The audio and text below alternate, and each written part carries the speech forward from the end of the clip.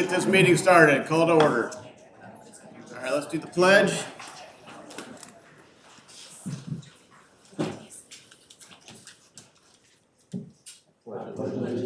To the flag of the United States of America and to the republic for which it stands, one nation, under God, indivisible, with liberty and justice for all.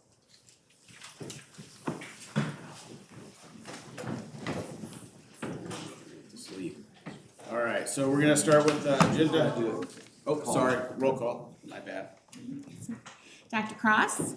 Dr. Kroll? Present. Mrs. Lehman? Here. Mr. Onesorge? Here. Mrs. Purdy? Here. Mr. Roth? And Mr. Rudd. Here.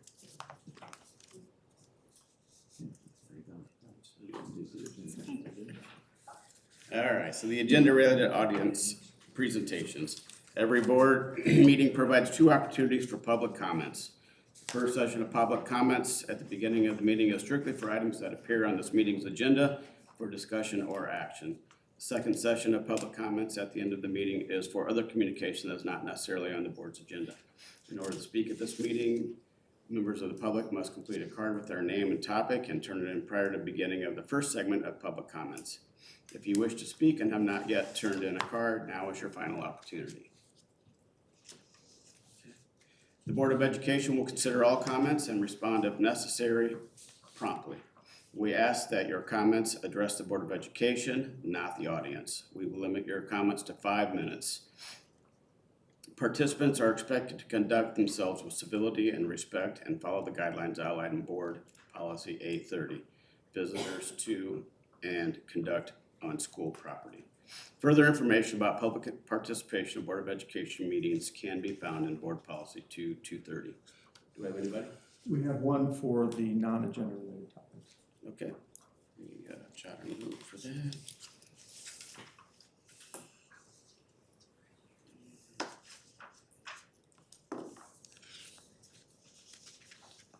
Okay. All right, so let's go to reports. Okay, we have a number of reports on schedule for tonight, and first up, I'd like to have Ms. Scroggs come on up to give an update to the board on student support services. She's going to break this out. We're doing something different this year. As you know, student support services has a very large umbrella. They cover a plethora of programs, and so she's going to hit on preschool and RISE, and I'm going to turn it on over and let her take the show.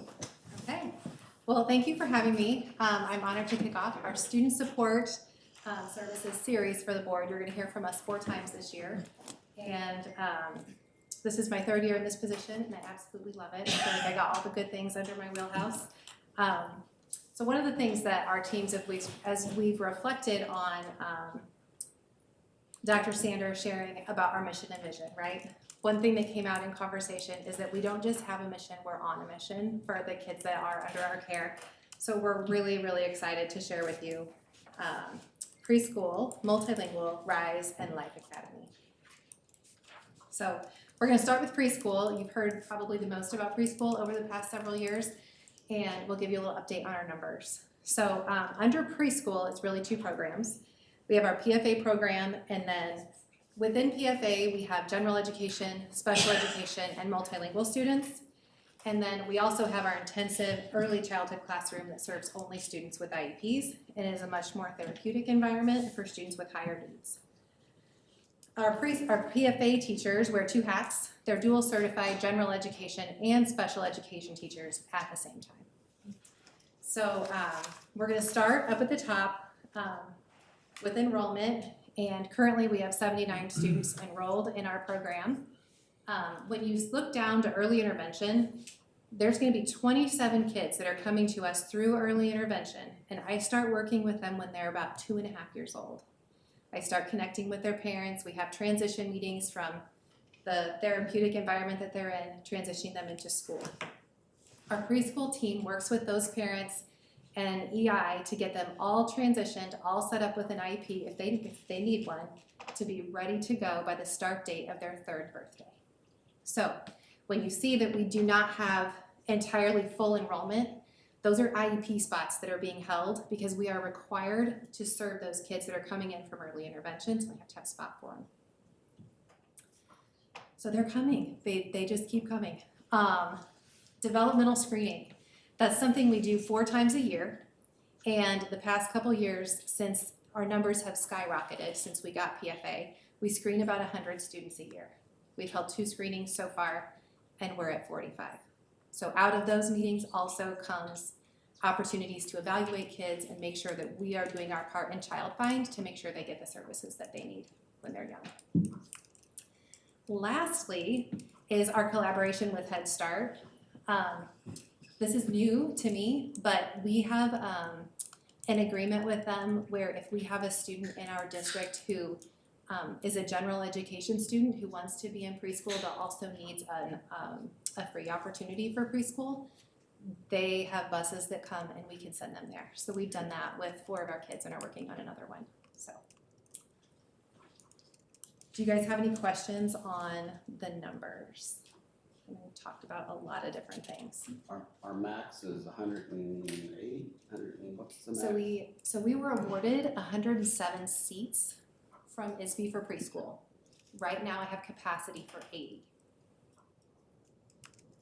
So the enrollment that you see also includes our ECE program. So total enrollment for preschool that we have is 100.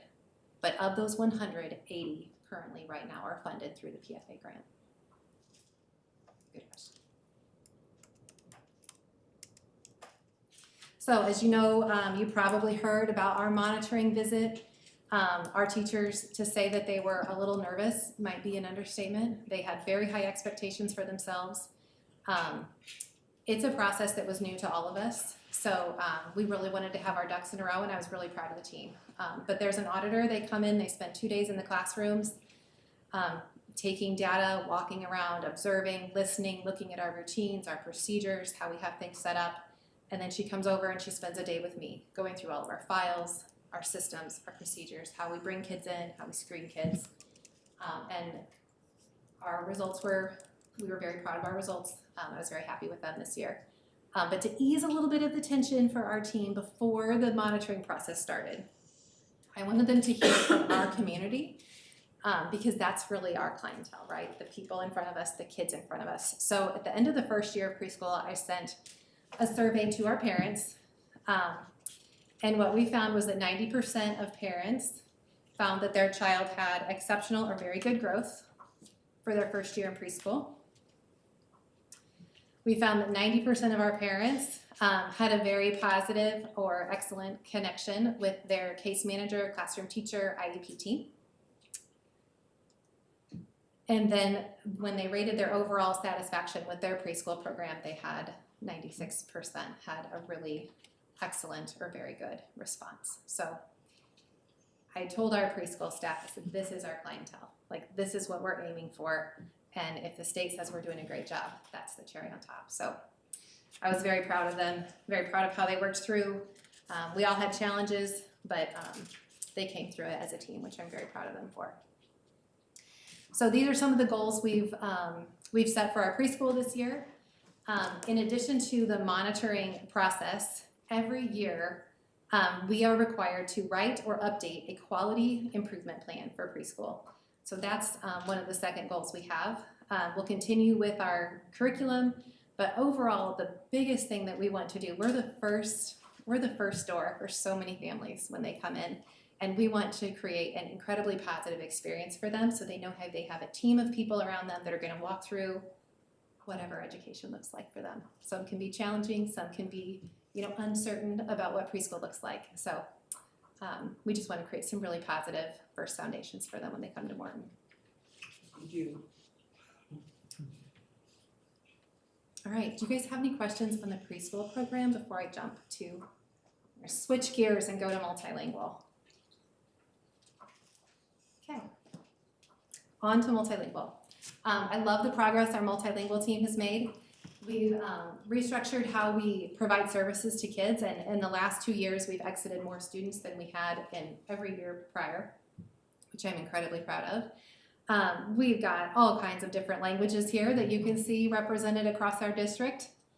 One of the most unique things about our program is when you look at that grade level content plus linguistic supports equals language acquisition and academic growth at the same time.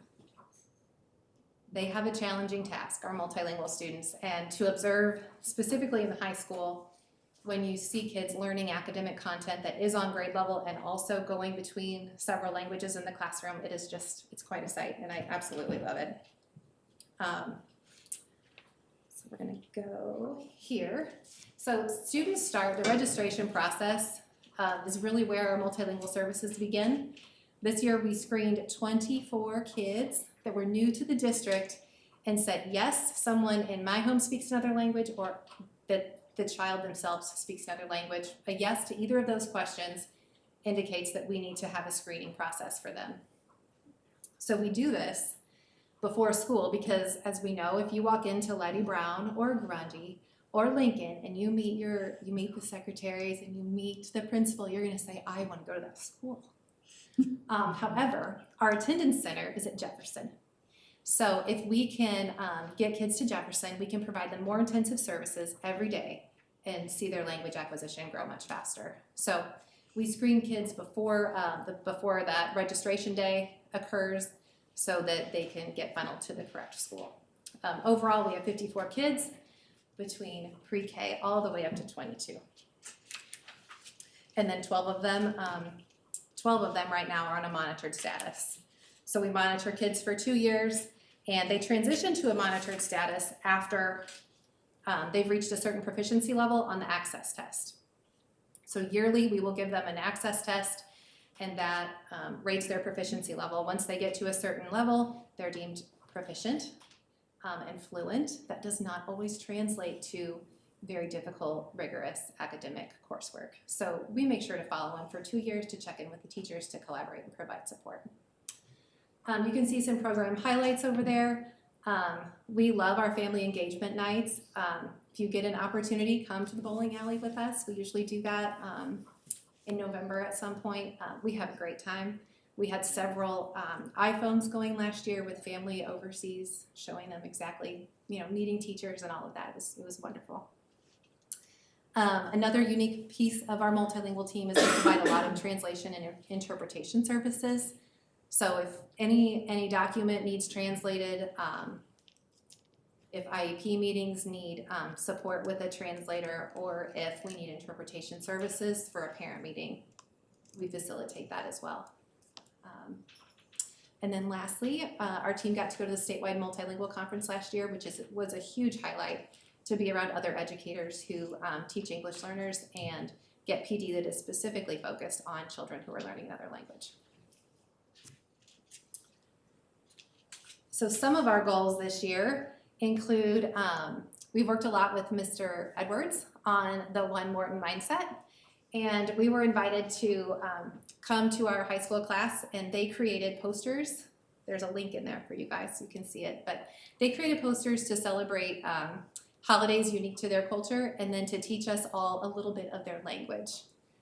So those are gonna go up around Morton High School, and we're really excited about that to promote the One Morton mindset.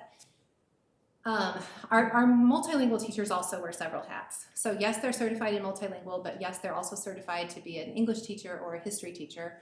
And they're wearing dual hats, providing these specific courses for students who may need more English support, but need to meet the content area requirements for graduation.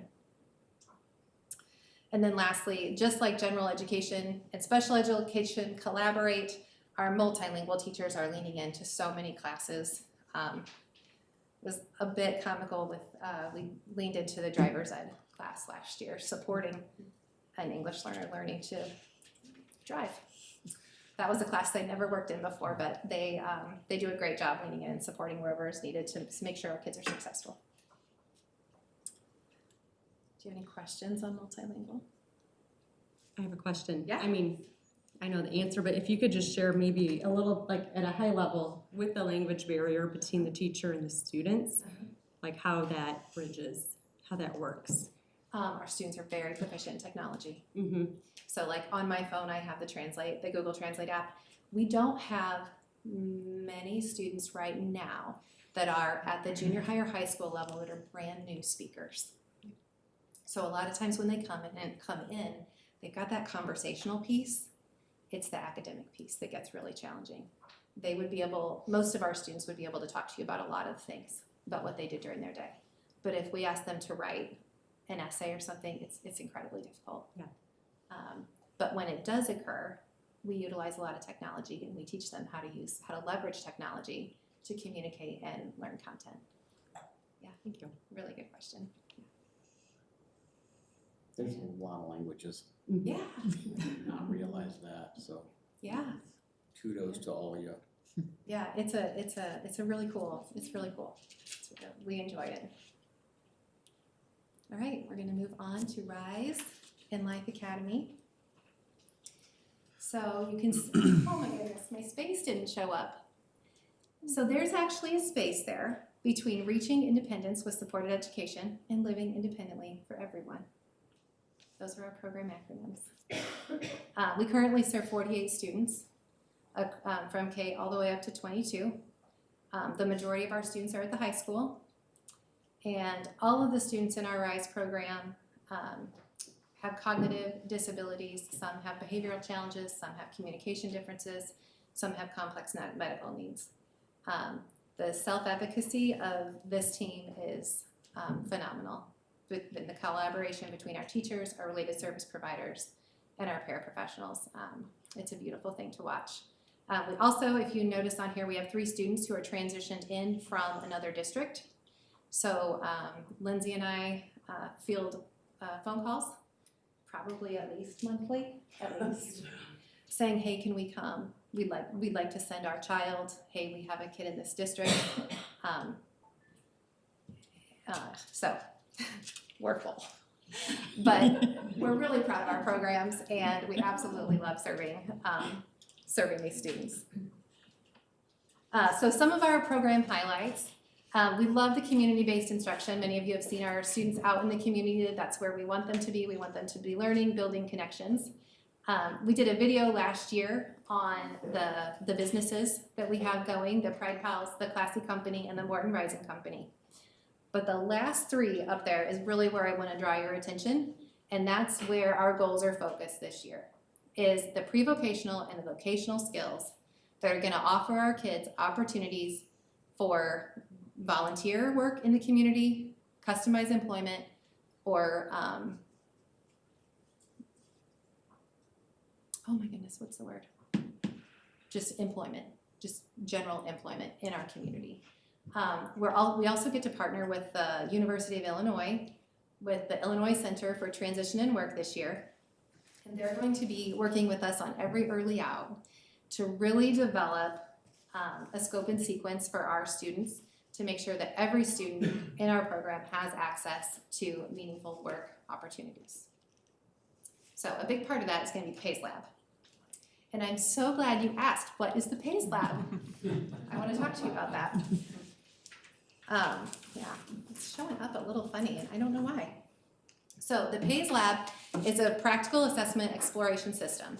It takes up an entire classroom in the high school, and if you can see kind of behind there, there's task boxes, and each box represents a specific task. There's 5 different areas that students can work in: business marketing, computer technology, construction and industrial, processing and production, and consumer services. Within each of those tasks, there's within each of those areas, there's different tasks that go across, and then the level of difficulty varies as you go down. So this is a very cool system that can be adapted to any learner. And we can provide hands-on training and skills for our students to then participate in a job opportunity in the community. This is excellent opportunities for students to really find out what they like and what they're good at. There's things like there's data processing in there, all the way to like measuring and wood cutting. It's all in this classroom. So I would love to bring any of you to see what this looks like, because it's a very cool system. We're gonna use the data, so there's an app that comes with this, and we are going to use the data that we get from this to identify gaps in our curriculum where we can hone up what our teaching looks like in independent living to make sure kids have the prerequisite skills to participate in this. And then we can take the data that we get from the PACE lab and say, hey, Mr. Employer, they have 99% accuracy when they're filing. And then we can connect them with great job opportunities. So these are some of the goals, and we've separated them. These are more of our K-6 goals. We really want to focus on the community-based instruction and continue to really lean into the transition between schools. Transitioning can be very challenging for our students to get to know new teachers, new buildings. So we use that community-based instruction time to go together places. So you'll see our elementary and our junior high go together, and you'll see our junior high and our high school go together, and then there's some events we do all together as a team. And then these are our goals that are more focused on grade 7 all the way through age 22. For every student that comes of 14 years old, we have to write a transition plan for them. And in that transition plan, we're required to have 3 goals in the areas of education, independent living, and employment. So employment is really the one that we're drilling down on this year to make sure that our students are getting those experiences that they're gonna need when they leave us and move into adulthood. Lastly, I wanna draw your attention to the Rising Company because you're gonna see more from them. They are busy planners, and they're coming up with some excellent opportunities for our students. So I think you're gonna love that. We'll be back with more on that. And then lastly, they're also working to further the One Morton mindset through unified sports. They participated in our unified field day. If you got a chance to watch the video, Andrea White does just a phenomenal job. She took all the pictures that we took that day, random footage, and made it look like very organized. So I was incredibly thankful to her for sharing that with you all. Do you have any questions on Rise or Life Academy? So, like Skills USA has like a co-op with certain businesses. Does Life Academy have a co-op with certain businesses? So I wouldn't necessarily call it a co-op, but we have a lot of students that are in our what used to be called it's called the PECT program. That's what they're in. And it is where we are able to connect them with job opportunities. We've got kids at the Morton movie theater, we've got kids at the funeral home, we've got students working at Morton High School doing janitorial work. We've got students at restaurants in the community, and then we've got other students that are in volunteer opportunities. So we have a job coach at the high school, and she does a great job connecting, kind of being that bridge between the high school and our businesses. And then we provide transportation to those as well. And it's all more community businesses that the kids go to, or? Most of them are, some of them are not. We have some that are outside of our community. But yeah, we want to get them into where their interest lies. So, yeah, great question. And Bethany, is that the new program, is that the DHS STEP? Yes. Okay. And Yes. so the other, when the students achieve, and am I saying this right, outcomes, Yes, certain outcomes, then there's additional funding correct. that goes back to support the continual growth of the program. So Yes. the more success we have, the more that we can also receive to continue to buy things like the PACE lab and Yes. and make updates Yeah. there as well. And that will really be a big part of what we're doing with the U of I with the Illinois Center for Transition Work, is making sure that we're connecting, and PECT, which is formerly STEP, is a huge part of that. We have to report monthly on their hours and the wages that students have worked on, and make sure that we're coaching them effectively in their job places. So, yeah. Any other questions? Okay. Well, this is my last slide. I just wanted to extend an invitation to you guys to come tour the programs. I know that that you come to the buildings, but if you ever want to see, programs from 3 years old to 22 years old, I'd be happy to walk you through several of our buildings and show you more specialized learning environments for our students. happy to have a conversation too. So, thank you.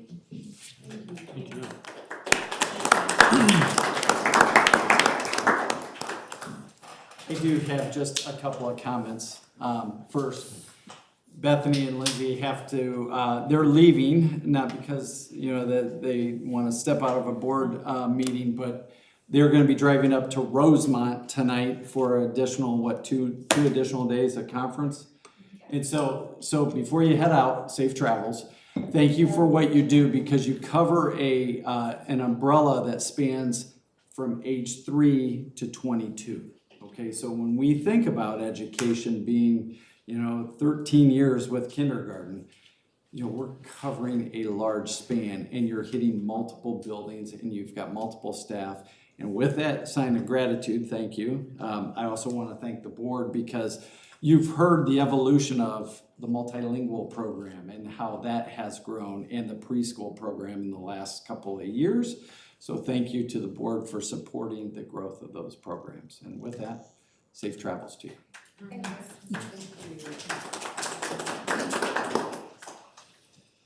Okay, I have the next handful of slides, and so I'm going to work through these. First off, I like to begin my report with gratitude, and I'm looking at Valerie Smith right there. She is the magic behind the Potter Post, and so you are my moment of gratitude to you for all of the work. It's not easy putting that thing together. I hope that the community enjoys that. She sent me the analytics. We had over 1,000, views going to the Potter Post, and so that's a great metric, that 1,000 people are taking the time to click on that and go through that. And so in the Potter Post, last two editions of that, you've seen this graphic there, make kindness the norm. October is Bullying Prevention Month, or Bullying Awareness Month. And so I didn't want to use that term, bullying. And so the last 2 weeks, I've really tried to just focus on kindness. So AOKs and SOGs, statements of gratitude. I threw out a challenge that to everyone in our community, that we make, try to embody, promote an act of kindness, or make a statement of gratitude each and every day. I know I've had some people reach back to me and say, thank you for doing that. They're issuing the challenge in their family. I would love to see this just continue to spread. We have a month. October is a great month. It's finally not so hot. So we have a lot to be thankful for. And so that would be my challenge to our entire community. It is just so, I feel that just even outside of my 9 to 5 job, when I am, at a restaurant, and I say, thank you for being here and serving us, I typically get a great response back. And so I just wanted to take a moment to emphasize that. Keeping with that theme, we've got 2 outstanding groups of people that I would like to recognize. Several of them are in the audience here, and this is our group of principals. And October is National Principal Month, and then last week we also recognized all of our custodial staff. And so I want to thank them for making a difference each and every day. At our Welcome Back to School kickoff, one of the last slides I threw in there was a snapshot of what a day looks like at Morton 709. And it started off with at 0 dark 30. A lot of those people show up at our buildings, and they're here long before 3,300, and I use this term, belly buttons arrive. Those would be our students. And then you throw another 400 or 500 staff members, and these are our unsung heroes that handle all the things that no one else wants to do. And so my statement of gratitude is to our custodial staff and our building principals in the back that don't work a 9 to 5 job ever. They're always on the clock. We have, as I mentioned before, we have a lot of new people in new positions. And so they are answering the challenges each and every day. It's not an easy job, but between our principals and our custodial staff and then all of our other faculty and staff, I hope we get the opportunity to recognize them and say thank you for what is it that you do each and every day and making a difference with kids. And so that's my moment of gratitude for this month. Gosh, I'm trying to keep track of our meetings. The next thing I want to talk about is MHS parking. There was some concerns that were brought forward to the administration and to the board about parking at the high school. And so I wanted to cover some of that information with the board and with the community. And so here are some of the numbers that we currently have. Mr. Edwards, if I misspeak on anything, just jump right on in. That's the cue to get fired up on this. So we ballpark 268 spaces. Now, some of this was prior to our most recent construction, but I've got a note in here. So typically about 330 kids apply for applications for parking. We reserved 6 for construction at the entrance, and then the additional 30, that was reserved for the weight room construction. Well, you'll see a picture in the slide deck that I have. Well, those aren't available parking spaces any longer because we have construction fencing around that.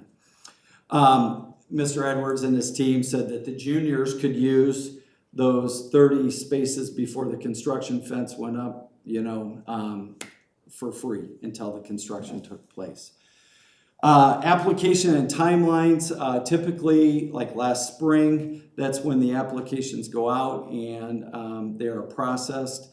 For the most part, I'd like to say all seniors get a parking space, and then they go through the juniors that have applied and they do a lottery on that. Freshmen or sophomores typically don't get a space, but someone from the time I put this together said, well, I know someone that's a sophomore, they got a parking space. I didn't verify that, with the high school, but there could have been 1 or 2 over a course of time where a sophomore would get a parking space.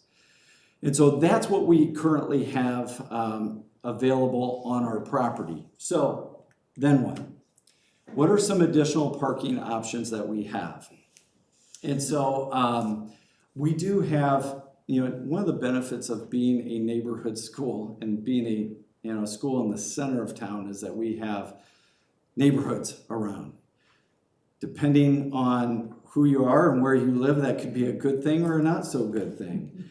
But I will say this, I got a great shout out about one of our kids that was parking in one of the neighborhoods actually helped a community member move something, and that person took the time to make a post.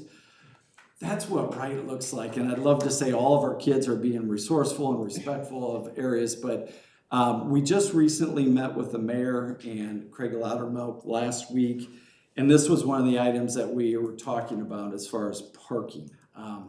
And so we do have all of these streets. East K has approximately 28 spots that line East K Street.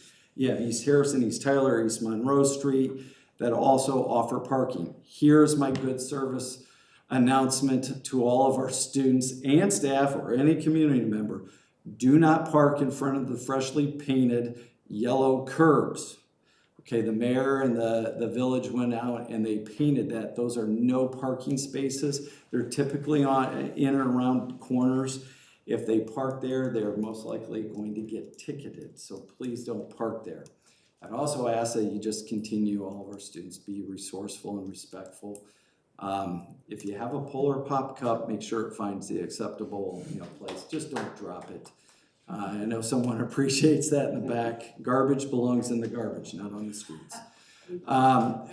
One concept that was brought up was parking on the north end of the junior high parking lot. Junior high has a rather large parking lot, and sometimes we end up parking activity buses over there, and sometimes we park other vehicles in that space as well. Even though that's an option, it's not a preferred option to issue parking passes for that. When you look as the crow flies, that's still a pretty hefty walk, and then in consultation with the junior high staff, there's also other activities, and just with drop off in the morning and pick up in the afternoon, it's not a preferred place to bring more kids in there for parking. And so even though that was an option that was thrown out there, we talked about it as an admin team, we would recommend that we don't go that way. So my last bullet point on this is our conversation that we had with the mayor and Craig Loudermilk. And we talked about like K Street as an example. We've got tennis court parking that is, kind of set in that space. It really goes from the north or the east end to the west end of the tennis courts. What could we do to consider expanding that parking? Or is there an opportunity to look at how K Street is structured, set up? We've got parallel parking along K Street. We've got a rather large sidewalk that runs that property. And so I asked Craig Loudermilk, what are the options that we could look at as far as expanding parking spaces over there? Because we really, at the high school, we're landlocked. We don't have a lot of available spaces for parking. The nice thing about having a great partnership with the village is that something that Craig is going to look at and do, and it's in the best interest for them. It's in the best interest for us. It's part of what he does, and so there is a little bit of a financial savings in that. He's going to be able to do, get back to us with what some possible options are on that. So, we're keeping that open. But as far as trying to find additional parking on Morton High School, I shared that with the mayor. I said the only other alternative is to acquire property, and so that is another option. We would have to look at acquiring property to put on additional parking spaces. And so I think they understand that. And so that's where we're at with parking. So before I go any further, because that was a kind of a set aside, does any of the board have comments or questions about that part of my report? I just appreciate you answering the questions that we had, and I'm thankful to hear that the village will be able to help us brainstorm and maybe meet some of those needs. That's exciting to hear too. Are there any plans with the new addition to look at our parking situation with us changing the entrance for visitors who come, visiting faculty, that kind of thing? So are you talking about like where the new main entrance is? We do have some visitor spaces there that are allocated. It is pretty open, and I will say this just because as I've been out and about, I can honestly say I don't think I've ever pulled in the high school parking lot and driven around. It always seems like there are available parking spaces. And so I don't know if that answered your question, but I'm not aware of any issues with visitors and that. We have 15-minute parking, a couple of spots set up there. Right now, we assigned them to a couple of students who lost their spots through the new construction project. But those generally sit open. I think they'll be much better used when that becomes the main entrance. Because right now, anybody that wants to come drop something off is really coming on Illinois Street. I anticipate us, when we're doing the Bertha weight room part, we're going to lose a few handicap spots and a couple of maintenance parking spots. And so we'll need to make sure that that's taken into account so that people, when they come to Bertha, will have available parking, especially if they need handicap parking. Thank you. What other questions? This is more for Mr. Edwards. When I drive by like mid to late morning, there are a lot of spots that seem to be open. Are those from the seniors that are just there for like part of the morning and then late? Yeah, we have over 100 of our seniors are doing Strong Start with ICC. Okay. Or they're working, doing co-op, and so they're not in the building the full day. Right. And so that's why you see open ones. So it ebbs and flows depending on when you go by. What happens if, like, say a visitor were to park in one of those spots? Does that? Then the student finds a spot and it becomes a chain reaction of Okay. problems until somebody comes in and reports to us, I see. I couldn't find a spot. Okay. It happens on the front on Illinois Street as well, Sure. if our visitor spots are full, so it becomes a chain reaction. Okay, thank you. All right, moving on, sticking with the high school, I just want to share a couple pictures. The phase one, just two quick photos. The lower one on the phase one side, that's looking across the gym. You can see the scoreboard, you can see the bleachers in there. What a transformation that space has been. And I think it's getting ready to be turned over to actual use, possibly next week. So- Earlier, I think they're planning using it Thursday night for volleyball. Awesome. Is my Awesome. hope. So they've had some practices in there. It's getting used. The picture to the left, I thought that was an interesting thing. That's using our space a little bit in a convenient way. Those are a full set of wrestling mats that are hoisted up, and so that is a great use of space instead of having to drag mats and carrying them down through the school. So that's great. Phase two, I took these pictures this afternoon. I figured this would be a nice artifact for a before and then an after. And you can see the construction fences there.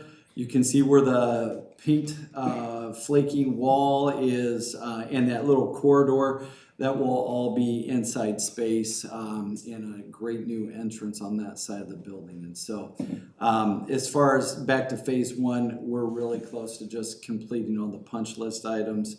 And then demo work on phase two is going to get started as early as next week. So that is exciting with that. So there was an asbestos abatement on some floor tile and in the what I'd call the canned goods room that is going to get demoed.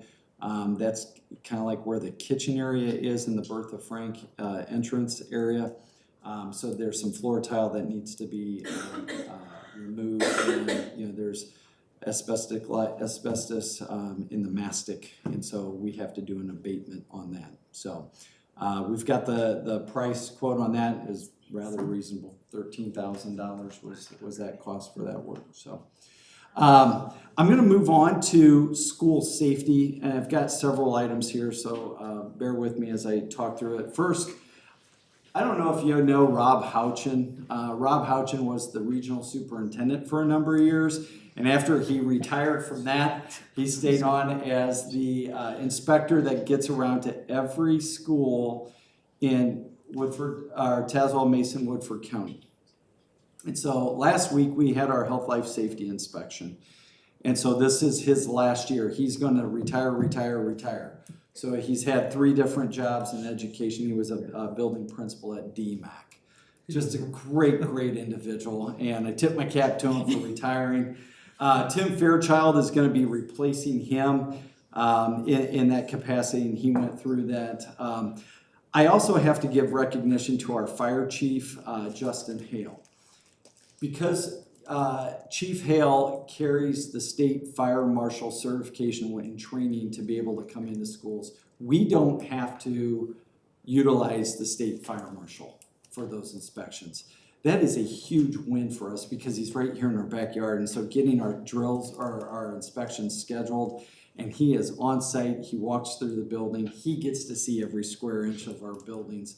And so he is just a wonderful asset that the village has in doing that. So a quick shout out to that.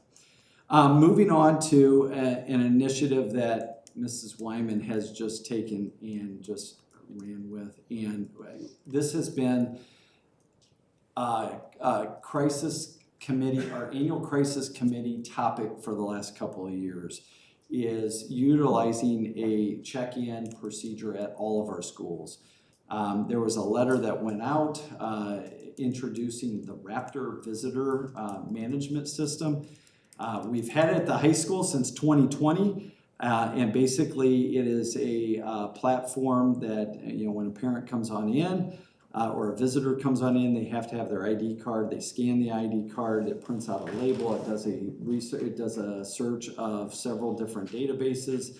And so then when it passes that test, then we can say, okay, you're okay to go beyond the office.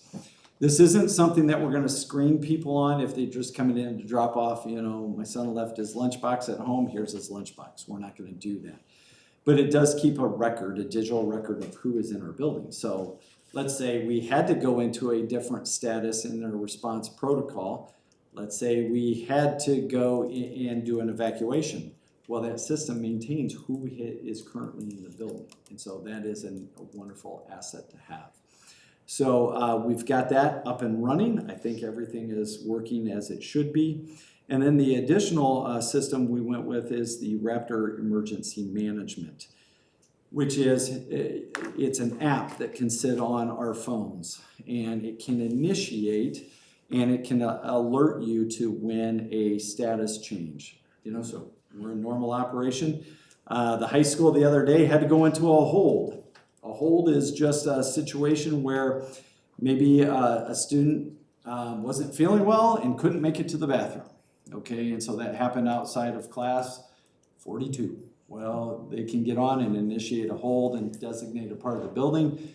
Please keep your kids in the classroom until, and so if that were done, once this system is fully operational, everyone would get an alert on their phone. So they get an audible tone, they could look on there and it would say that we're in a hold with directions on there. So it's once again trying to streamline our communication in these types of situations where we have a change in status. In the big, you know, in the grand scheme of things, if we ever had to go into a lockdown, that means that everyone would get that, the district office would get it. The measure of success, you've heard me say this, it's a stopwatch game. We start the stopwatch, how fast can the information go from A to B? And so kudos to Mrs. Wyman for getting that up and operational this year, so thank you for her efforts. On that, in that same, who knows, we may even try testing this system out when we do our evacuation drills. And so these are the schools that we have lined up. Lincoln is going to do that on the 17th of October. They will go into a lockdown and then an evacuation, a controlled evacuation. The police will be on site. They'll go through every room in the building. And last year when we did it with Grundy, we realized that a couple of keys didn't work. And so it's a great test of our system. I have to give credit and kudos to Grace Church. They are wonderful partners in this endeavor. They open up their facility. It is a great resource to have. Grace Church is so close and just so accommodating for us to do that. We will do a small sample size of reunification, so we're going to test out the reunification cards. We've got a full reunification kit that we're going to utilize. And so that is on the 17th. Morton Academy will do their reunification on the 21st, and they're going to be coming here to the district office. They're such a small entity that we can bring them in here. And then also the high school on an early release day is going to do theirs on November 5th. And once again, they'll be going out to Grace Church. So an item that didn't make my slide that I just want to make the board aware of is last November, we made you aware of this Cloud Point GIS school mapping project. This was a grant that was issued through the state 911 system, and Mike McIntyre is the, he's the ETSB, he's the dispatch director for Tazewell County. He kind of initiated that. Where we stand right now, all the scans have been done. We've seen the scans, and we've had to recognize that we had to make some changes in that. There were some doors that were mismarked, and so we've got that back to Cloud Point, and they're going to complete the updates on that. But this will be a system that sits down at the Tazewell County Dispatch that allows our first responders to bring up on their laptops the map of the school in a response. And then the person on dispatch will also have those maps so that they can guide the direction to the responders. And so that's really, really awesome that doing that. The last thing on this is I need to make a comment about Jefferson School. Last month we had a couple of parents that came and they presented. And I want to share my appreciation for the courage of getting up in front and sharing their concerns, okay? It's hard to do.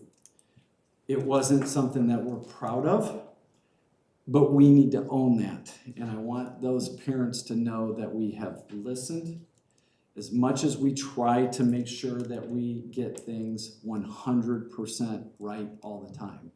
We are in education, and we strive for 100%, but we very seldom always hit 100%. It's now the follow-on actions on what it is that we do. And since then, we've had other situations that have come up, and we've improved upon our communication process. So I want to say from my chair, I will own that. I respect the individuals that have come forward.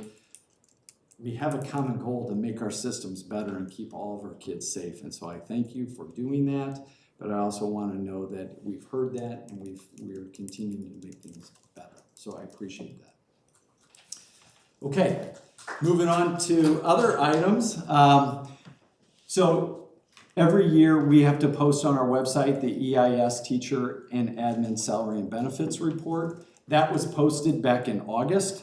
This is just, it has to make our board agenda. And so I'm just sharing that with the board that has been posted, okay?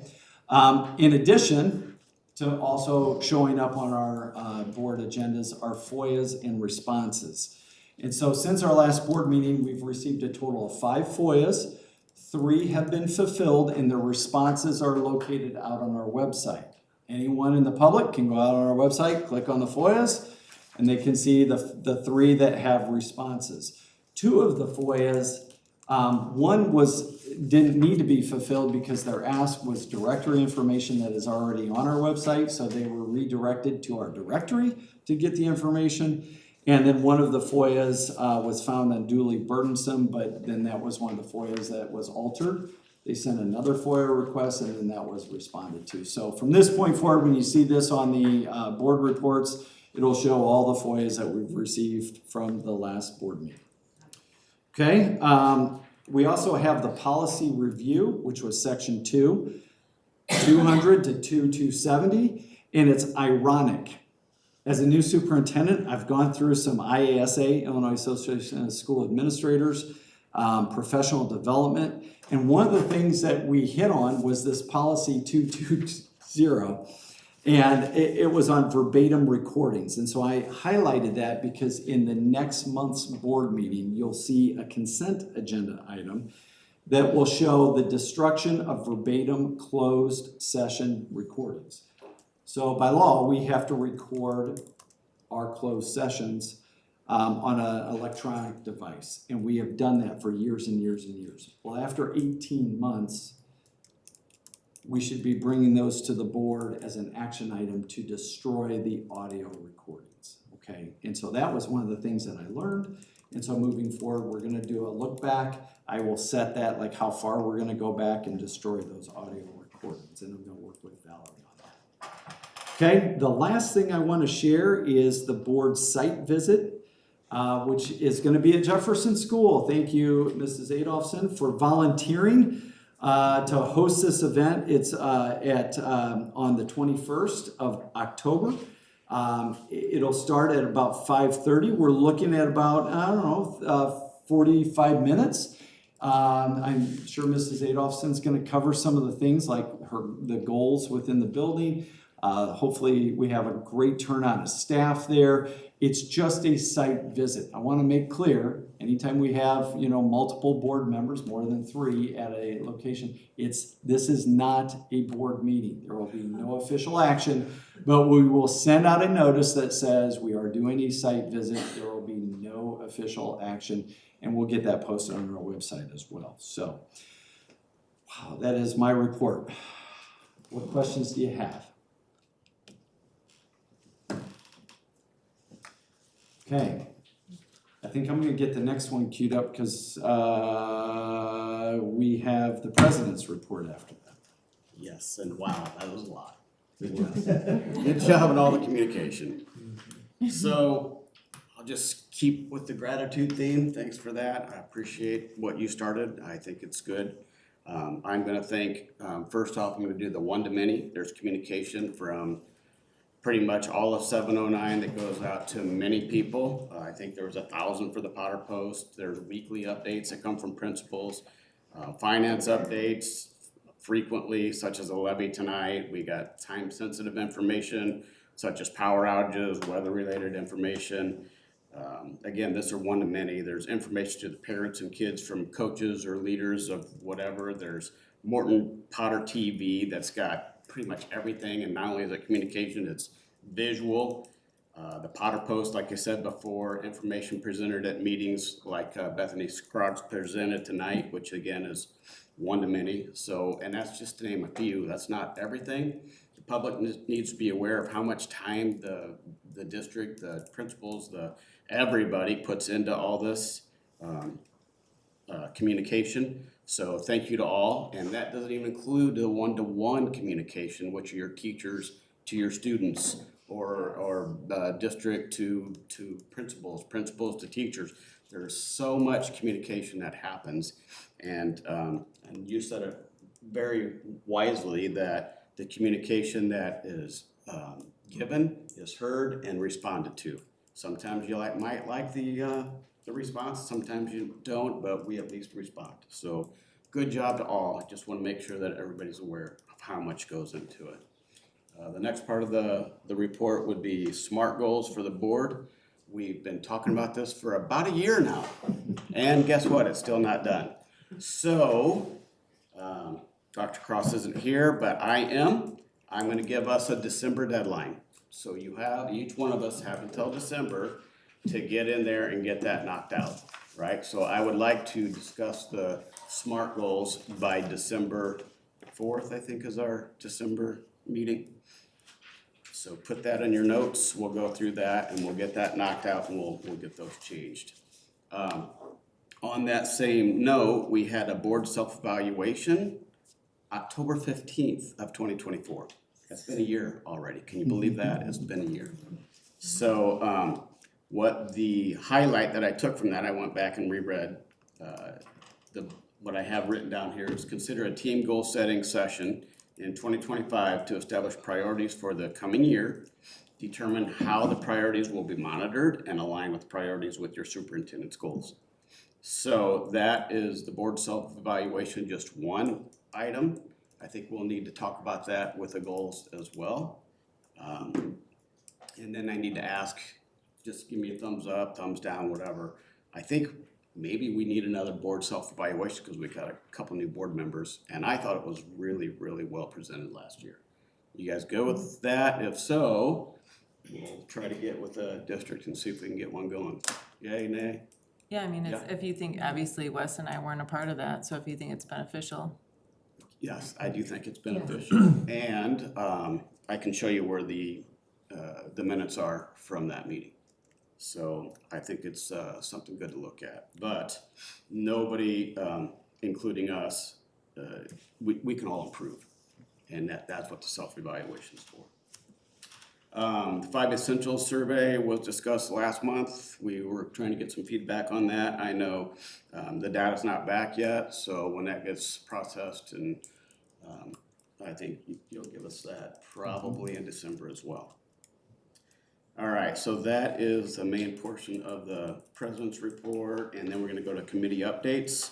What I'm gonna do now is turn it back over to Dr. Tim. So I thought this would help moving forward as we do committee updates. I created a slide for each of the committees that we have. And so we'll start off by TLC, Teaching and Learning Council, met about mid-September, if I recall that date right. And so there were 3 items that were on there. There was the start, stop, and continue.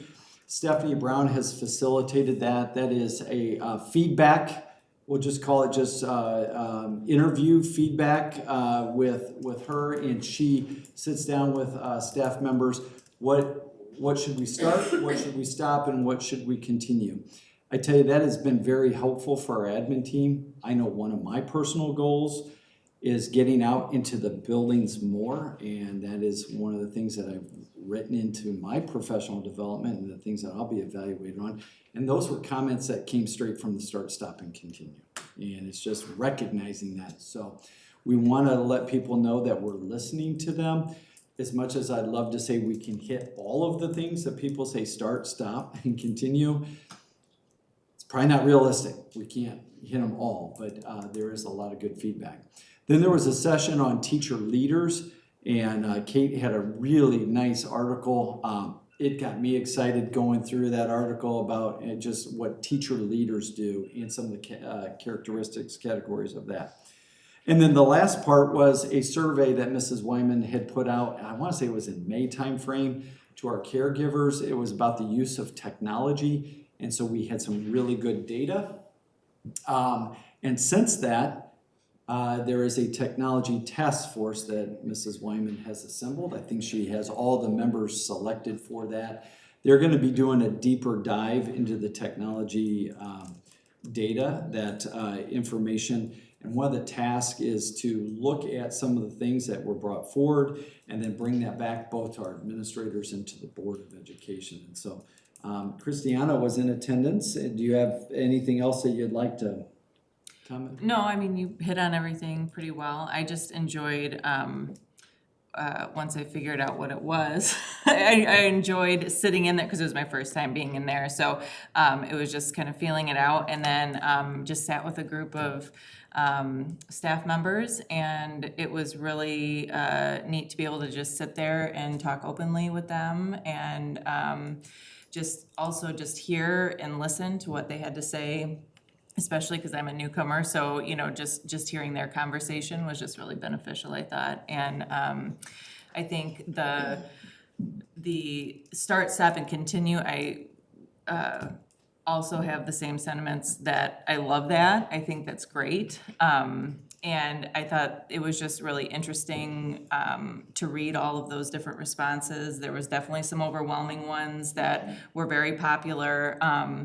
And just to be able to see that, I think, is really useful for the board, and not necessarily for everybody to go to the meeting, but at least to get that feedback, because I think it tells us and shows us where all of our staff are at the time and what they're thinking. So I appreciated it, and look forward to the next one. Okay, then moving on, we had an extracurricular committee meeting, and so the two words, feedback opportunities, that's the big takeaway from that. And so what we did is we looked at the high school athletic surveys that were done for 2024-25 school year. To kind of break this down, the junior high does parent surveys at the end of the seasons. And so the junior high is wrapping up the fall seasons. Cross country is gonna be done in a couple of weeks, and so Mr. Hammond's gonna be sending out that parent survey. And then the high school doesn't focus on parent surveys, they focus on student athlete surveys. And so the committee went through that, and there's a lot of good information that comes from it. I wanna highlight, the parent survey and the athlete surveys are anonymous. Okay, and they're structured in a way, I mean, you know, if there's only 2 people that complete a survey in a certain area, let's say it's track, and there's only 2 people that complete a survey, you might be able to discern, you know, who said what comment, especially if they have comments in there that are about a particular situation. But generally, we're not looking, you know, for those moments. We're looking to just get a pulse of the program and what, you know, how we're doing on that. And so I want to emphasize that we encourage the parents and our students to complete those surveys. And then there's also an athletic feedback form that is out there and can be filled out at any time. And then that one gets filtered depending on who completes it. If it's a junior high parent, it asks a question about what school, and then what sport or activity, and then that gets filtered to the administrative offices and then also the district office. And that can be for good or bad information or concerns. And so we have 3 opportunities to provide feedback with those programs. And so Amanda and Wes, I gave you a little bit of time to get your thoughts ready, but there were other items. Do you want to share? Sure. Yeah, I can. I think we started this committee maybe 3 years ago with the goal of just kind of refining and fine tuning, and I think that we're getting there. One of the I just have a few bullet points that I wrote down, just kind of high level, but we did review the questions just on the high school one, and we adjusted some of the question framing just for more relevance. One of them, just for an example, would be instead of submitting what your grade level is, we ask that you put your program participation level, because you may have a freshman playing on a varsity team, and we want to make sure we're capturing the correct program, the correct coach that they're with during that time. Another thought came out that mid-season feedback, it would be good to capture things that are happening like in a timely fashion, rather than like, oh, the season's done and now I'm going to provide this feedback, and the coach is kind of at a loss of, well, had I known. So, and so I don't know if that'll happen quite this year, but it was something that we talked with Scott about that we thought would be good. The other thing would be to increase our survey response rates. They're pretty low. I think it does have to do with this uncertainty that are they really anonymous? So we need to do a good job of, from top down, just talking about, like, we want to encourage you to fill this out. It is anonymous. Yes, you do have to, it gets sent to your email. So some people think, well, my email's being shown. It is not. So just clearly communicating that. And then another thought that Scott had presented was our spring sports, we have a really low feedback response rate, but a lot of times it's being pushed out after school is out of session. So we felt like it was a better opportunity to push it out May 1st. We're through the majority of the season, but we're not into postseason yet. But that way we're getting, all the students are still in the building, having access to their iPads. They're not seniors that are, you know, once it's done, Already it's done. graduated. Yeah. So I think those were my main things. Last one is maybe doing some senior exit surveys. Those are good times to like take a senior aside and, hey, you've had 4 years, like give us some good feedback, just trying to improve. So, you know, Wes, do you have anything else? Oh, and I think we, with the same goal of helping the coaches to know what they can continue to improve on, but also giving the parents or the students, the athletes, an opportunity to share some concerns or some also positive things that are happening. Because it's not all negative feedback we're looking for. We're looking for all feedback, positive concerns. And so we want to encourage people, even if you have no negative concerns, give positive feedback, because that's helpful for those coaches as well. So, in the programs. And then as we go, we just want to continue to build that trust, amongst them, that this information is looked at, it is valued, it is anonymous, and we're doing the best we can to care for each student in the district. So my last plug is we live in a society right now where it's feedback driven. You can't go anywhere without putting a rating on something. And so we're listening. We want to hear that information. We want to hear your thoughts and opinions. For the high school students, it's a great step across the bridge to adulthood. And it's a big difference between a freshman and a senior. But when you read through the comments, you're impressed with kids at the JV level or freshman level that are taking the time to put in their thoughts and considerations. So naturally, we want to see as many kids involved in our programs as we can. So thank you for sharing out on that. The other two are going to be quicker items. Facilities. We have a meeting. The facilities committee meeting is set for October 23rd. And the big thing on that is summer 2026 projects. So this is part of a series, so in October, November, we're starting to plan for the construction projects and the maintenance projects that we'll start tackling for the summer of 2026. And so with that, that's exciting. Hopefully we'll be all ready to wrap up phase 2 at the high school. And then, as we've talked, phase 3 and phase 4 are natural follow-ons for that.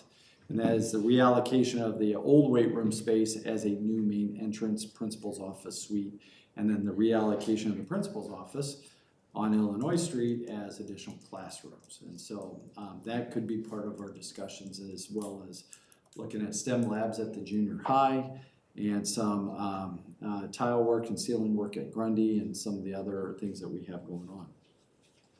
Which leads me to the tennis courts and athletic complex. Also last month, we had Mr. Miller that addressed the board, sharing concerns about our tennis courts. And I do want to follow up on that. I don't think he's here, but we are aware we have a long-term facility plan and the tennis courts are on that.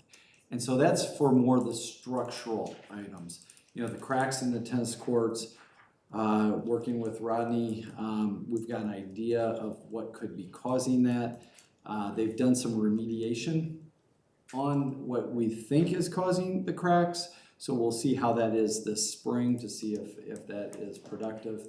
You know, the post heaving, that is going to require a lot of construction. I mean, that is taking everything down, but it is on our long-term facility plan and it matches up with the stadium upgrades as the turf is ending, it's approaching its end of life cycle and the track is in need of its end of life cycle, like getting it striped, and then when will we consider resurfacing that? So all of those projects kind of fall into line. May not happen next year, most likely not going to happen next year, but it is on our long-term facility plan that we utilize, and it is making, we're trending to getting to those projects in the near future. Some of the other cosmetic items, we need to own that. You know, the windscreens, that's on us. A gate, that's not, you know, and so we need to do a better job of maintaining the facilities that we have. Those are what I would say are easy fixes on that, and we need to own that. So I wanted to take a moment to address that. Lastly is on the finance side, and we're gonna have a financial, Ms. Kowalski is gonna do the 2025 levy. I know she's been waiting to get up and have the microphone with that, but on a last note, the financial audit is wrapped up. I had an interview with the auditor, that's part of the management interview. So we're looking at having a report on that at the November meeting, unless I missed something. Okay.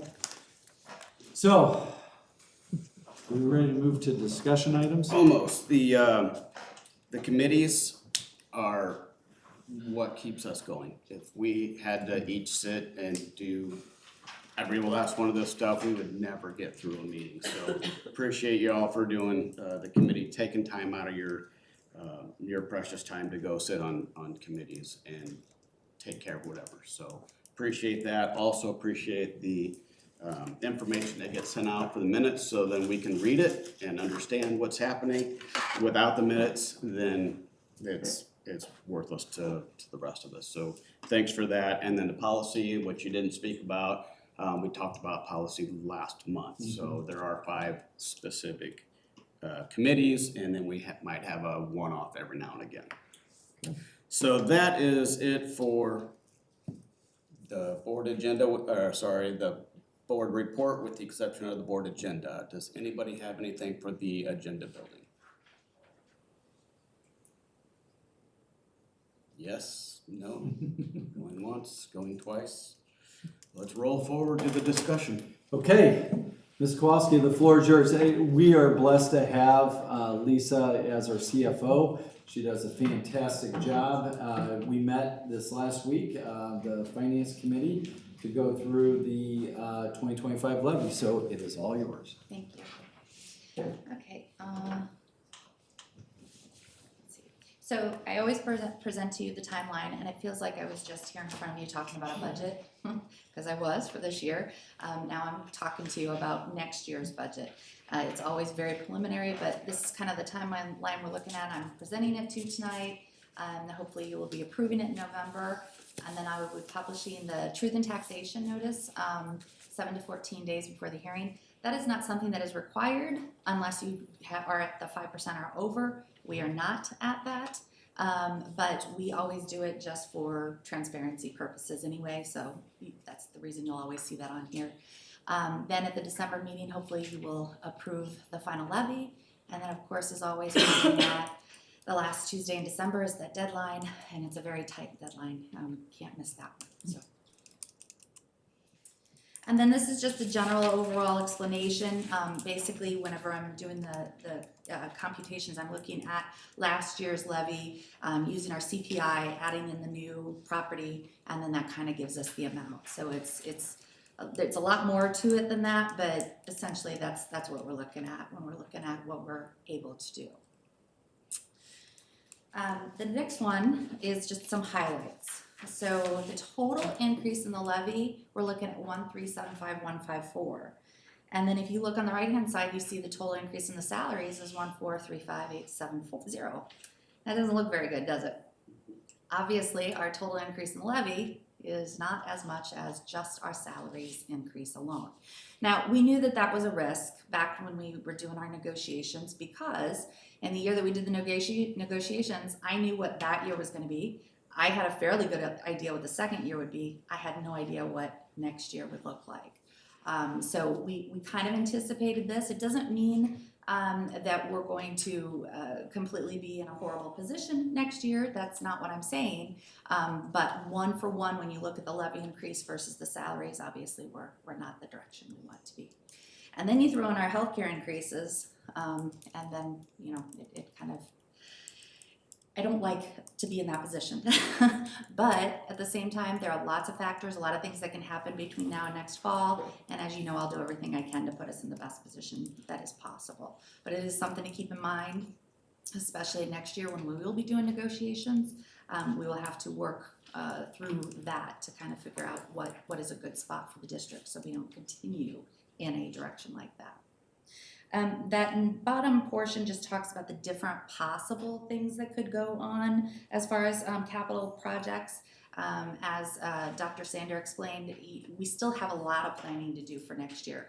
We have a good idea of what we're doing in the summer of 2026, but we don't know what the stages look like, how fast we're getting phase 2 done, timing, and then we can't put too much on Rodney's shoulders either, because there is a lot going on with construction. So, you know, we're doing our best at that point. This next page talks about just the different levy assumptions. You know, I'm assuming that the evidence-based funding level will be at 2.9 million. Right now, our FY26 amount is 2.81. So I'm allowing a little bit of an increase, conservative, but also probably fairly realistic, especially with the way things are right now. Consumer price index is 2.9%. I got all of the EAV numbers from Tazewell County Supervisor of Assessments. Our property this year is a little over 6 million compared to 14.6 million last year. So obviously that's a big difference. And then that total amount of the EAV, including new property there at the bottom. More assumptions. Combined CPPRT, 2.1 million. Again, this is that number that it's a best guess. You know, 2 years ago it was 4.3, and 5-6 years ago it was 1.4. We're doing the best we can on this. So I'm using this year's number with a slight increase, thinking that that's the direction we will go. But again, until we get closer to that, I won't know for sure. Of course, salary increases of 5%, as I mentioned, and then the healthcare costs are budgeted increase by 15%. Hopefully it's less than that, but the amount of projected increase for the ed fund alone is just over $1 million, and the overall tax rate is 4.7185, and that is with the bonds. New property history. So you can see back in 2015, 2016, we were close to that 10 million. Then we had quite a number of years of dips. 2022, we were up at 11.4, dropped a little bit, went back up last year at 14.6, and now we're back down to that $6 million mark. So what I can't tell you what it's gonna look like next year. I have no idea, but you know, there's no real trend, it doesn't seem like at this point. I guess it depends on what's going on in the world. That's a big piece of it. Then the historical EAV does tend to go in one direction, obviously, which is good. Hopefully that will continue. That always plays a role in what we're looking at as far as our revenue to the district for taxpayers. I always like to give you all the past years or a grouping of past years so that you can kind of compare. If I just give you this year's numbers, it's not really gonna mean anything to you. But here, you can note that the FY26 budget salaries and benefits are different from my 27 projected budget. However, when it comes to services, supplies, capital, non-capitalized equipment, all of that, I did not show an increase. And why do you think that is? Well, if our revenue or our expenditures are increasing more than our revenue is, I need to find a way to not have that continue and be larger of a discrepancy than it already is. So at this point in time, I'm saying we're gonna level out for that next year. Hopefully we can do some cost savings, do some different things, but right now this is kind of what I'm looking at, just to be on the conservative side. Building fund expenditures. Here, again, and I always tell you this, when you look at that capital number, I can't tell you exactly what that's gonna be. Because as you can see, the FY26 budget, as I proposed to you last month or 2 months ago, is fairly large for this year. But that number might not all come and happen in FY26. So when I say 3.6 million in FY27, that might be it. Or it could be 8 million, or whatever that carryover might look like. So always keep that in mind when it comes to building. It's my best guess at that given point in time. And I'm hoping that it'll look like this, and we'll get a lot of that phase 2 project done this year, and we'll be able to make those payments, and it will look like this, but I can't guarantee that. So this is the page that always has so much information on it, but I like to provide it all so that you can always look through it.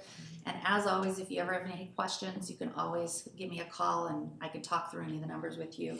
But the things I like to point out, if you look at the bottom left where it says EAV current year new growth increase, it says 0.735%. Do you see that? So last year, that number was 1.883%, okay, for our new growth over the previous year. Then if you look at the EAV current year over previous year increase of 6.78%, last year was 10.86%. So that gives you a little idea of how we have slowed that growth, which then impacts the amount that we're receiving to the district, okay? The bottom sections, and again, always present the whole picture to you, because the one on the left, which is the truth in taxation, is the actual dollars if the EAV from the county and their numbers are all correct. That's what I will actually get for the district. But what if they miss something and then they add it in? What if something changes between now and the end of the year? What if there's new growth that they didn't know about and it finishes by the end of the year? I have to capture that somehow. So what the answer is, and this is what all the districts do, this isn't just our district, we have to inflate our numbers a little bit to capture that. It doesn't mean we're gonna get more money than we should. It just means we're going to capture what we are entitled to. It does not raise anybody's taxes anymore or anything like that, but make sure that we get what we are entitled to. If I don't ask for that number and something shows up on the books and it's not captured in my numbers, I just wouldn't get that money. It would just be gone, and that person wouldn't be contributing those taxes as a taxpayer here in the community. So just to help you understand that. And then this is the proposed tentative budget showing our fund balances at the end of FY27 and what that would look like. And as always, I always show you what our days in reserves in those main funds would look like. And so here you can see, even though if things stand as it is today, and if we go with this budget, and this is exactly what it ends up to be, we will be utilizing almost 500,000 of our reserves. But even doing so, we're still at 217 days. So we are definitely well above that 180, okay? Now, if we continue to do that every year, that's when we'll have a problem. But for FY '27, if it is actually what I am presenting it as today, and that's what it ends up as, we still would have 217 days in reserves. In the O&M fund, we'd still have 230, transportation 182, and then the IMRF 274. And you might say, well, in the IMRF, why is that a little higher? Well, that's something that can change and we have no control over it. So we always have to have the funds available, so when the time comes and the increases come to us, which are not dictated by us, but dictated by the state, then we have to be prepared for that. So that number can be a little, I don't know, not, yes, it can, yep. You'll also note the working cash fund down there. We have 2.4 million is our ending balance there for FY '27. But if you remember, here in FY '26, I am transferring, or I'll be bringing it to the board. I think I have it for November, if I'm remembering right, or maybe it's December. I will be asking you for that resolution in order to move that money from the working cash to the capital projects fund to help continue with the phase 2 and other projects that we have going on. And that was planned, that's, but that makes our balance look a little bit lower, but we are not violating anything. We definitely still have more than enough than we are required to have in that fund, okay? And then looking at just the fund balance projections, no surprises here. They're exactly what I've been talking about. The further you go out, the worse it's going to look. It doesn't mean that we'll end up there, as I've said over the last several years. Sometimes, for example, in the ed fund right now, I'm saying 490,000. Maybe we might not spend all of that, right? I'm very, very big into not spending down, and I tell all the principals that on a regular basis. Reason is because in situations like this, we now have those reserves in order to help out the district, right? And it's also a situation where if something is really needed, we can usually tend to come up with it in order to make it work, and that's the point. Like if you're at home and you're with your own personal accounts, you don't just spend down because you know you're gonna get your next check. You're gonna keep a little bit in there, right? Because then that next time, 2 weeks later, you might need a new air conditioner or furnace or whatever, right? Same concept, and I like to carry that over here. So it looks worse, but it could end up a little bit better. So I always like to remind you of that. And then this is that big picture of lots of things, but I think it is a really good picture for me to present to you. I think it was Dr. Hill that suggested that we put it all on one page years ago, and at first I thought it was a little too much, but when you look at it, you can see the trends. Like for example, if you see the salary or look at the revenue, okay? You see the revenue trending up, right? Well, then you would think, in theory, then our expenditures should kind of go along that same thing. Now, you have to take into consideration that we also have the building budget or the O&M budget that kind of throws it off a little bit because this is all of the funds combined that we're looking at here. But then on the other hand, if you look at the reserves, which is the blue right in the middle, and see how as the expenditures go up in FY '26 budgeted, what's going to happen? Well, our reserves are going to go down, right? So it all makes sense as you look at it and you really study it. The big things to look at too are the trends, the salaries, the purple one. Obviously, it's going to go up a little bit, little by little, but what also goes up? Our levy goes up, right? Now, as we said, this year not quite as much as the salaries, but for the most part, they tend to follow on that same line. So I just like this as an overall picture of all the things that we have going on. But again, keep in mind it's all of the funds thrown in there, okay? And I think that is it. Any questions? As always, thank you. Okay, thank you. Thank you, Lisa. Great job on that. Thanks.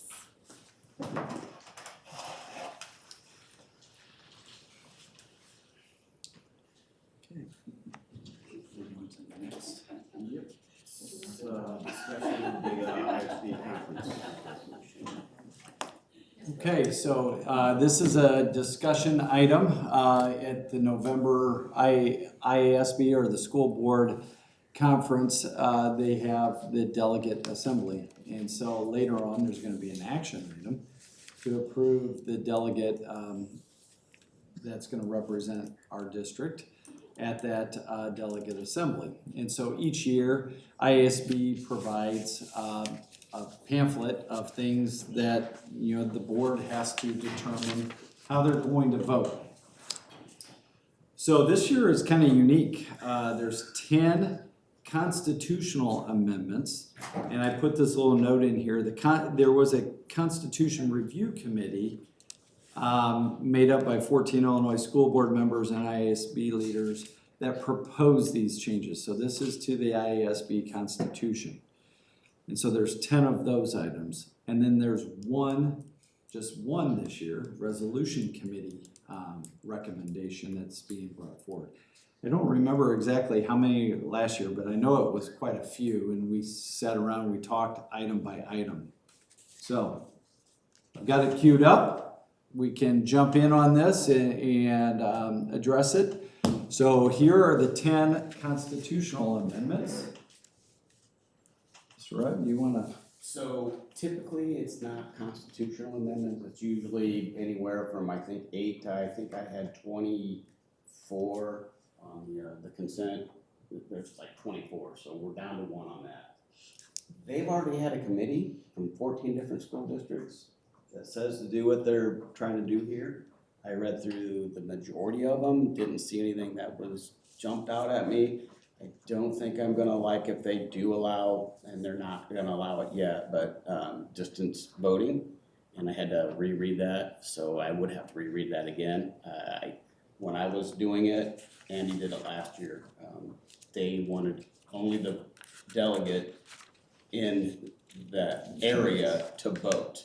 And how it works is you have a little computer and then you would hit the yes or the no or adopt or do not adopt, and then that's how they would do it. So if they do some distance voting, they would have to get into that a little bit deeper. So they're looking at that, that's in one of those, and that's the only weirdness that I saw of that. So of these 10, there's already a committee that went through it and said do adopt on all these.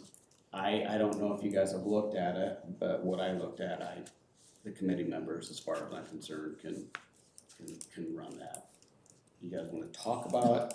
We can talk 1 through 10. We can talk any one of them, and we can talk in generic. Yep, I'm okay with that. You let me know how you want to proceed. If I don't hear anything, we'll just go forward and we'll go to the bus. I trust you.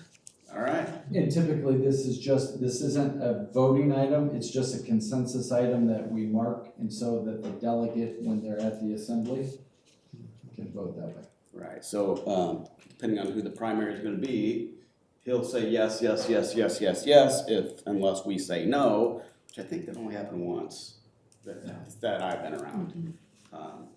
Anyway, so if you're good, I'm good, let's go to the next one. And then we got the school bus safety funding. Basically, the District Sycamore CUSD 427 put this in here, says, hey, let's have the state give us some money so we can pay for this 3-point seatbelt system per bus, because it's getting mandated, I think 2031 that it's gonna have to be in. So they're saying, hey, the state should give us a grant to help, because I think it's $9,000 to $17,000 or something like that per bus. That's crazy. I got it in front of me, give me just a second.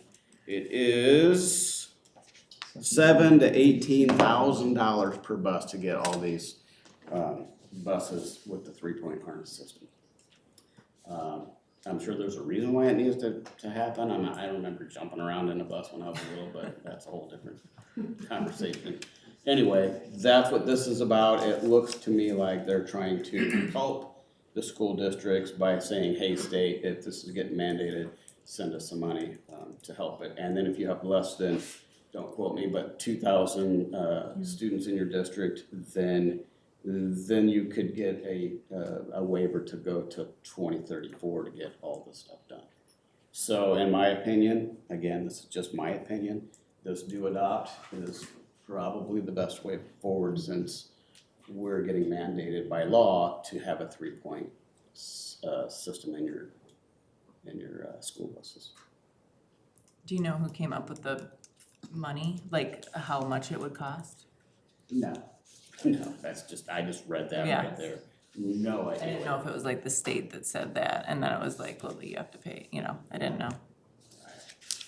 Don't have a clue on Yeah. where that came from. So- Now, if you read the black comes from the statement of resolution, the black writing comes from the district, and then the blue writing comes from ISB. So you can infer that ISB came up with that number, but again, that's an inference, and I could not substantiate that. It says current vendor quotes show the belts add $7,000 to $18,000 cost per bus. So I guess that's also the reason for the wide range would be depending on the vendor. Yeah, or the bus, I was assuming that you got, smaller buses, bigger buses, different styles of buses, so on and so forth. That was an assumption, again, it's so vague, I don't know. But anyway, this is gonna be brought up and, Della's gonna have to say yes or no, and then that person will end up hitting the yes or no button whenever it comes to it. But this looks to me like it's this, I've never seen one. I don't know if it's ever It's been. odd, usually we have a lot. Yeah. But I'm all for, this is our school board association and basically our main way to push back against unfunded mandates that are really difficult for smaller districts. And Agreed. so, Any since other? it isn't are we for school belts or Yeah. seat belts, Yeah. it's just are we for saying, hey, this should be funded. Yes, yeah, if it's gonna be mandated. Mm-hmm. Discussion, Amanda, No, I would agree. Christiana, It's fine. Wes? Yeah. Diane? Yes. All right, so then it looks like, it'll be confirmed that we're just gonna hit the yes for everything. So that would be our last discussion item, unless you have anything else that you'd like to bring up. We've been on a good roll. No, I don't have anything more to say. So I think, Diane, your point was very well taken. We gotta rely on our professional organizations, just as I put in about the IASA. You got your big four, it used to be the big three, IASA, IASB, IASBO, and then the IPA. And so those are the four big entities that help support our schools. And so it's great when you can have this kind of dialogue and push it forward to try to get some additional funding. All right, so let's go to action items. We got action item A, action on board policy press 119 updates. Do I have a motion for the Board of Education to approve the reviewed board policies as recommended? So moved. Support. And discussion, do you wanna say anything? These were presented to the board last month as a discussion item.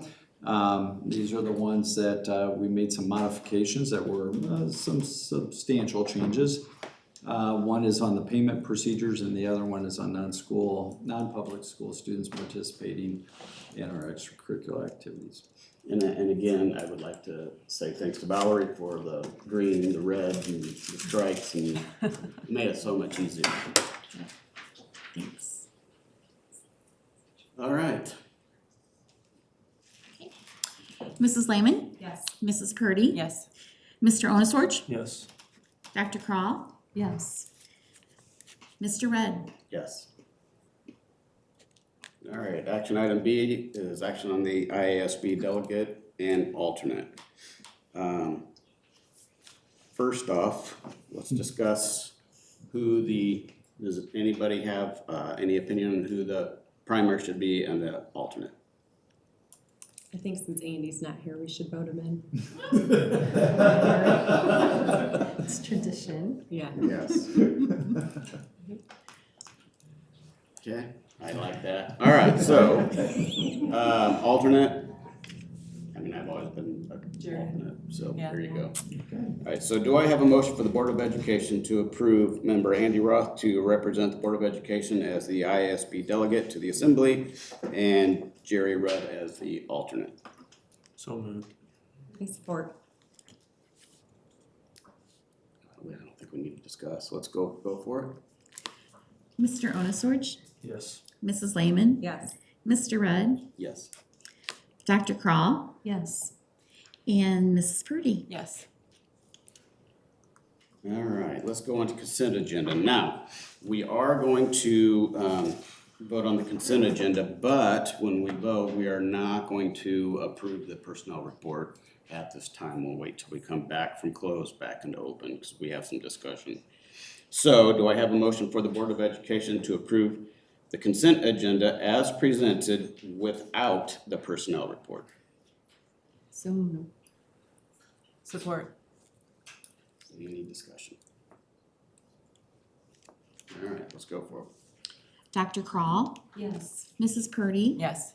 Mr. Rudd, Yes. Mr. Onosorge, Yes. and Mrs. Lehman. Yes.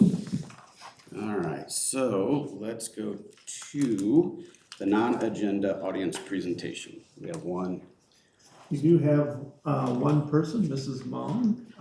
If you would come to the podium, and I will, once you get started, I'll reset this timer so you can see how much of your 5 minutes you have. Running. I'll restart it when you get. Thank you. Good evening, everyone. My name is Jessica Moan. I am the parent of a Jefferson Elementary student. I'm here tonight as a parent who trusted this district to keep my child safe. That trust was broken.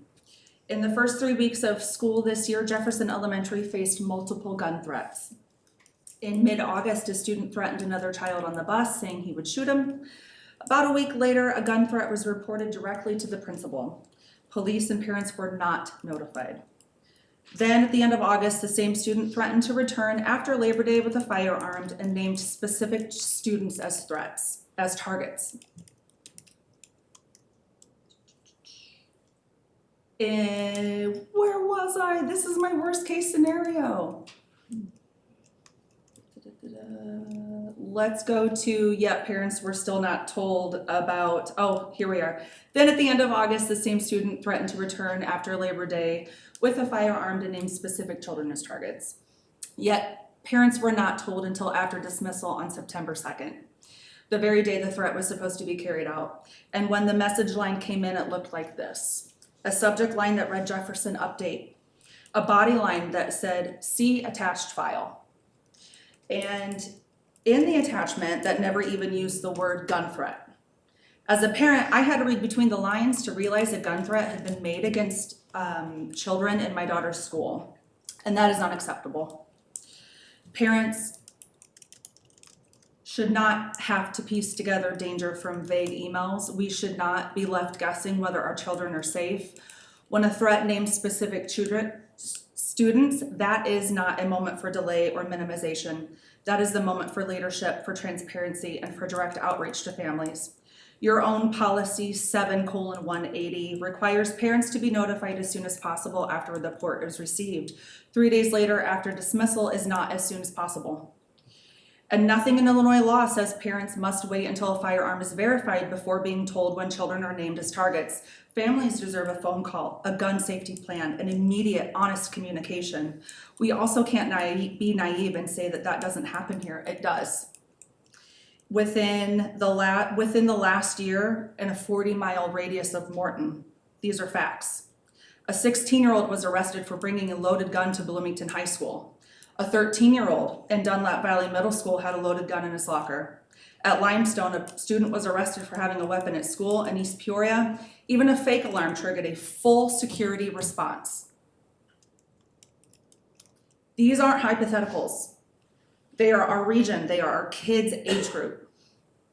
So here's what the parents are asking for, plain and simple. Plain language notification within 60 minutes of any gun threat. Direct phone calls to the families of named or targeted students we don't want to find out from kids out of school. Threat assessment teams that meet within 24 hours of a report and clear pre-approved communication templates so that parents never have to receive a vague update when a gun threat has been made. What I am asking for is not radical. These are common sense measures already in place in many other Illinois districts. Morton has chosen to implement new systems like the Raptor Visitor Management System to keep track of visitors, and that's good progress. But it shows that you can act quickly when you decide to. Families are simply asking that you apply the same urgency to threats inside the school walls as you do the people at the front door. Even adults make mistakes, and what matters is whether you own them and correct them. Tonight, you have the opportunity to show parents that you value transparency and safety as much as we do. These are common sense requests. Thank you in advance for understanding them and doing what any responsible leader would do, and that's protect our children first and our pride second. Thank you.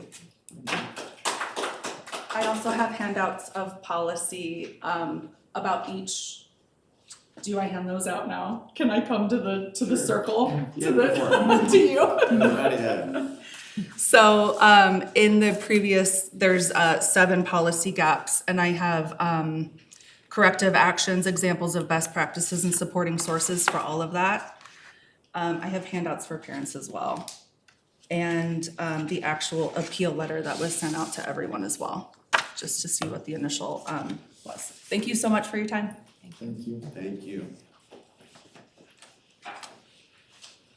All right, so that concludes the audience participation.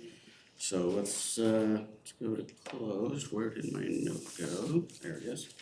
All right, so.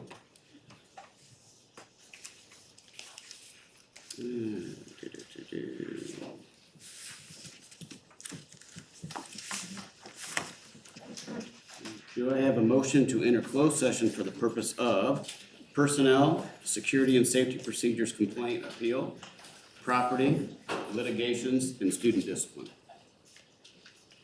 So moved. Support.